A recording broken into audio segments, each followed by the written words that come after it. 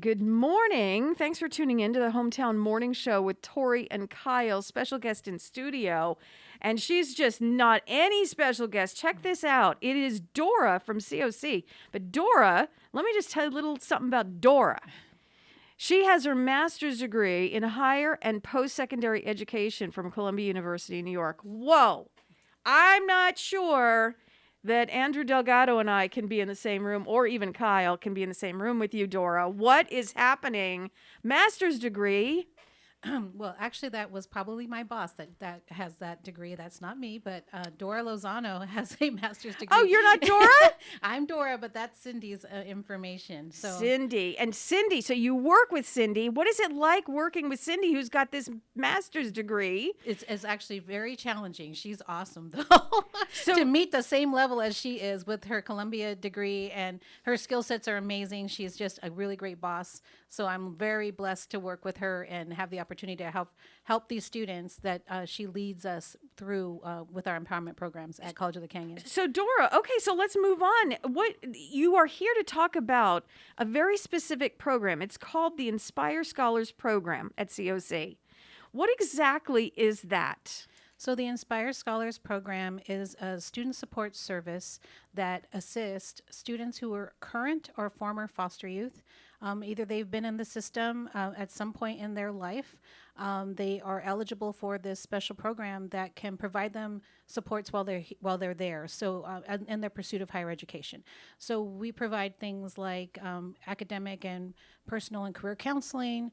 We have book vouchers. We give them priority registration, which means they get to register before everyone else does, so they can get the classes that they need to complete their goal. I used to love that in college. Do you understand that we used to get up at the crack of dawn to get in that line to get those classes that we wanted? It was, you fought for classes, right? You fought for that spot in a class. I love that. How does it connect with students on this? So we try to reach out to students as much as we can. We have relationships with the Department of Children and Family Services. We also work very closely with Fostering Youth Independence, which is also in our community. And I think you've interviewed them before. We sure have. Yep. So we are reaching out, even with our local partner colleges as well that are close by. Sometimes students transition and they move around. But we try to make sure that as many people know as possible that we have this service available at our campus and that we are ready and willing to help that student come to campus and get them going. Because in most cases, they don't have a caring adult in their life to help them, lead them through the process of higher education. So that's what our goal is to connect them, get them connected to people, a family. We're kind of their home away from home. So they can always come to our office and have a safe space. We even have a computer lab that they can come in. We do loaner laptops. We even get them free laptops as well from iFoster. There's another organization that we work with. So we just provide a myriad of services to help them be successful and complete their goals. What about requirements? As far as getting into this program, are there any requirements? Or Yeah, so the requirements are that they just need to provide us with verification that they were in the system. So that's typically called a ward of the court letter. It's a what? Wait a minute. Ward of the court. A ward of the court. Yeah, ward of the court letter. Got it. And Okay. they can typically get that from their social worker if they're still communicating with their social worker, or if not, the California Foster Youth State Ombudsman's Office can provide them with that letter. They just have to call, and they usually get it to them in about 30 minutes. So they have that support. But we serve students who were in the system from age 13 and above. Mm-hmm. And obviously the letter is not hard to get it. To no one should panic if they don't have the letter. It's an easy thing to get. Yes, and we will definitely advocate for the student if they can't get a hold of their social worker, or we'll even sit with them on the phone so they can call the ombudsman's office and get the letter. What resources or support does the program offer students as far as, we talked about counseling? What other, when you're going to be a student and you're kind of, I don't want to say lost, but you just don't have that guidance like you were talking about, what else can we offer them?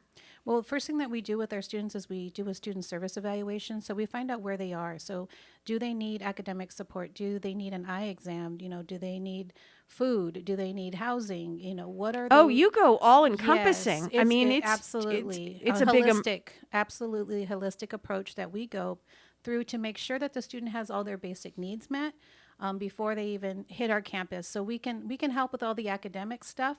And this year we actually added in a social work intern from CSUN in our program, who has been a huge help, connecting our students to those services in the community that they may need, such as CalFresh, if they need food, connecting them to our bank services, our basic needs center on campus that provides food and vouchers for meals on campus.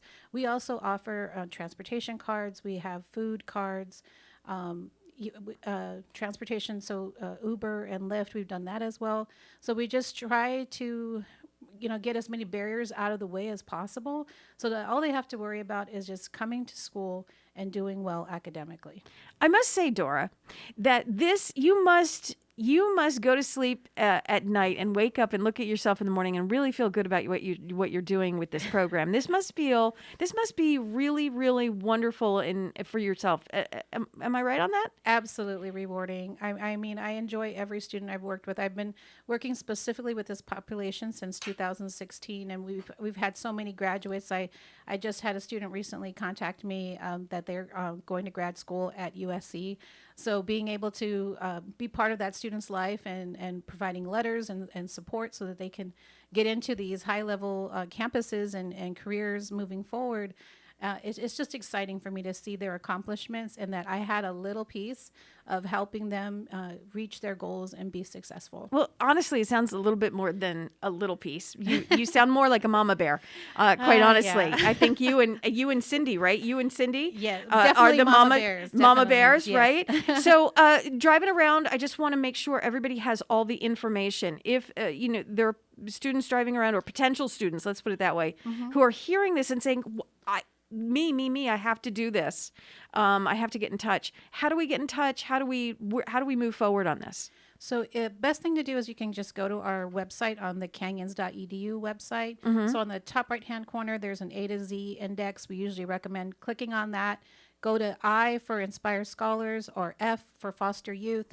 It'll take you right to our website, to our application, and you can submit that application and we will contact you and help you move forward if you're planning to come to College of the Canyons. Okay, so let's just go over that one more time. The website is canyons.edu. Canyons.edu on the upper. I'm going to repeat what you just told me so I can remember it as well.